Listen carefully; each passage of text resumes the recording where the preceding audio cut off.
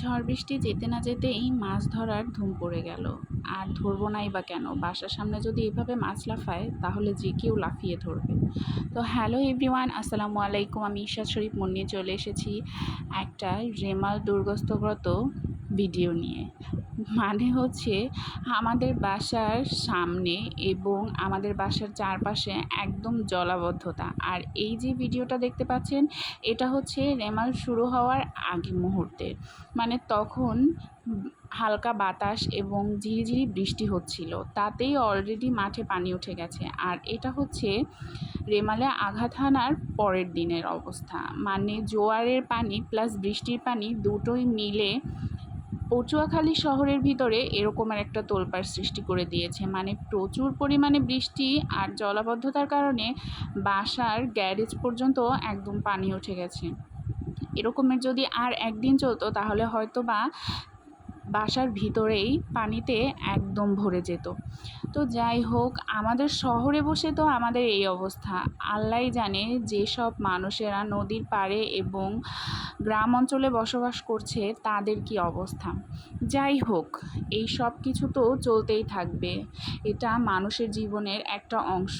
কখনো ঝড়, কখনো বৃষ্টি।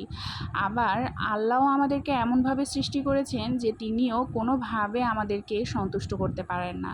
মানে যখন রোদ থাকে তখন সবাই বৃষ্টির জন্য মরিয়া হয়ে যায়, আবার যখন বৃষ্টি থাকে তখন বলে যে না, রৌদ্রু এই মেঘ বৃষ্টি না থাকাই ভালো ছিল, এত বৃষ্টি তুমি আল্লাহ দিও না। তো আল্লাহও পড়েছেন বিপদে, আমাদেরকে এইভাবে এত কিছু দেওয়ার পরও আমাদের মধ্যে কোনো সন্তুষ্টতা নেই। যাই হোক না কেন, এইসব কথা না হয় বাদই দিলাম, এগুলো অনেক বড় বড় লোকেদের লেকচার। আর এই যে বৃষ্টির পানিতে শুধু মাছ না, এই রকমের বড় বড় জোকও ছিল। আর এগুলো যে কি ভয়ঙ্কর সেটা এগুলোর রূপ দেখলেই বোঝা যাচ্ছে। মানুষের ঘ্রাণ পাওয়ার সাথে সাথে এরা দৌড়ে সব কাছে চলে আসছে। বৃষ্টিতে বাহিরে নামার উপক্রম একদমই ছিল না, কারণ বৃষ্টির পানির কারণে যা সমস্যা হোক বা না হোক, এই সব বিষাক্ত পোকামাকড়ের কারণে খুব বেশি সমস্যায় পড়তে হচ্ছিল। কারণ এটা আমাদের বাসার গ্যারেজের সামনে, সেখানেই এত পরিমাণে যোগ, আশেপাশে কি পরিমাণে যোগ হতে পারে। আর আমরা প্রতিবেশীরা মিলে যে যেখানেই এভাবে পোকামাকড় পাচ্ছিলাম সবাইকে মেরে ফেলছিলাম।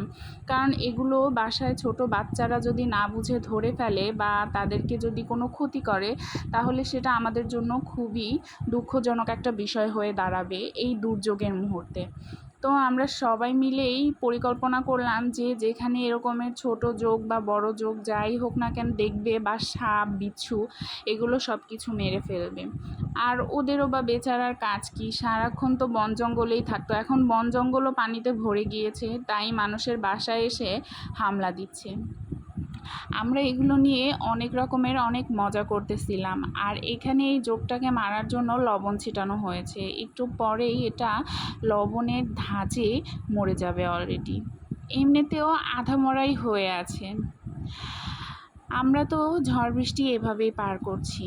একটু পরে আমি আমার সাঙ্গপাঙ্গ নিয়ে নেমে যাব মাছ ধরতে।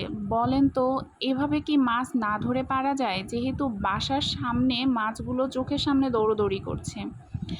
আর এই তো আমি আমার বিচ্ছু বাহিনী নিয়ে নেমে পড়েছি মাছ ধরার জন্য। বাসার সামনে যে পাকা রাস্তাটা ছিল দেখছি সেখান থেকে মাছেরা এভাবে দৌড়োদৌড়ি করছে, তেলাপিয়া, পুঁটি, তারপরে মলা মাছ। এই সব দেখে আমাদের তো আর লোভ সামলালো না, আমরা সবাই মিলে মাছ ধরতে নেমে গেলাম। যদিও আমি আর আমার মেয়ে এদিন তাড়াতাড়ি গোসল করে বের হয়েছিলাম যে বাইরের পরিস্থিতি দেখার জন্য। আর যেহেতু 2 দিন পর্যন্ত কারেন্ট ছিল না, মোটরে পানি ওঠে নাই, তাই চিন্তা করলাম তাড়াতাড়ি করে গোসল করে নিই। পানি আসার সাথে সাথেই আমরা গোসল সেরে বাইরে বের হয়ে দেখি বাসার সামনে মাছ লাফালাফি করছে। বলেন তো, লোভ কি সামলে ধরে রাখা যায়? আমরা তাই সবাই মিলে আবার নেমে পড়লাম মাছ ধরার জন্য। বেশ বড় বড় মাছও ছিল, তার সাথে ছোট ছোট মাছও ছিল। কি আর করার, এই তো সবাই ঝাঁপি নিয়ে মুরগি ধরার মতন করে মাছ ধরা শুরু করে দিলাম। বেশ ভালোই মাছ পেয়েছিলাম। আর এগুলো আসলে খাওয়ার চেয়েও বেশি ধরার এনজয়মেন্টটা কাজ করছিল। কারণ এই পিচি পিচি বাচ্চাগুলো সারাদিন শহরে থাকার পরে তারা কখনো গ্রামের পরিবেশে কিভাবে মাছ ধরা হয় সেটার আনন্দই উপভোগ করতে পারেনি। আর আমার মেয়েকে বলেছিলাম যে জাল দিয়ে মাছ ধরতে হয়, এভাবে মাছ ধরা যায় না হাত দিয়ে। তো সে বাসায় গিয়ে এই নেটের ব্যাগ নিয়ে এসেছে, এটাকে আমরা জাল বলি বা নেট বলি, সে এটাকেই জাল মনে করে মাছ ধরার জন্য এটা নিয়ে নেমে পড়েছে। খুবই একটা মজাদার বিষয় ছিল এটা, তাই না? যাই হোক, সবাই আমাদের ঘরবাড়ির লুক এবং আমাদের লুকগুলো ইগনোর করে আমাদের বাচ্চাদের আনন্দটা উপভোগ করবেন। এই যে বলতে না বলতে আমি একটা পুঁটি মাছ ধরে ফেলেছি, আর এই পুঁটি মাছগুলোকে বউ পুঁটি বলা হয়, কারণ এগুলোর গায়ে লাল রং ছিল তাই। আর আমরা অবশেষে এই যে দেখছেন এতগুলো মাছ ধরতে পেরেছিলাম, প্রায় সবগুলো মাছই তাজা ছিল, একমাত্র পুঁটি মাছ বাদে, কারণ পুঁটি মাছ পানি থেকে ডাঙায় ওঠানোর সাথে সাথেই মরে যায়, তাই এগুলোর এই অবস্থা। তো আজকের ভিডিওটা এই পর্যন্ত। ভালো থাকবেন সবাই, আল্লাহ হাফেজ।